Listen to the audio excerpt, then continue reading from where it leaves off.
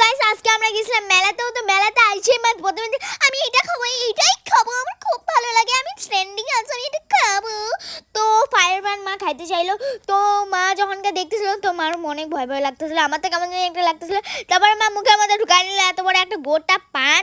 আর আমি তো পুরো শক্ট হয়ে পড়ছিলাম, আমি আগে থেকেই জানতাম ওইটার মধ্যে কেমন যেন একটা পাতার মতন কিছু দিছিল সিলভার টাইপের, তার জন্য আমি খাই নাই। আর এটার পুরো প্রাইস ছিল 50 টাকা। আর এত বেকার ছিল। আর যদি তোমরা এগুলো ফায়ার পান কোথাও দেখো প্লিজ তোমরা খাও না, তোমাদের মুখটা পুরো জঘন্য হয়ে যাবে গা।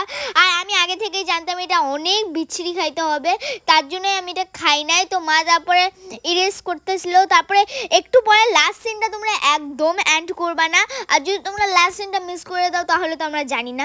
তো তারপরে মা লাস্ট সিনটার মধ্যে কি করে দিল গাইস, ছি, ওইটাকে একদম ফেলে দিল। চাবি ছিল, চাবি টাবি একদম ফেলে দিয়েছিল, কিরকম জানি লাগছিল, সবাই ভাবছে বমি করছে আমার মা। তো মার মুখটা পুরো জঘন্য হয়ে পড়ছিল। মা তিনবার পান খেয়েছিল, তাও মার পানের মানে এই যে এই পানটা খাইতে একদম জঘন্য ছিল। আর সবাই এরকম খায়ও না, টাটা।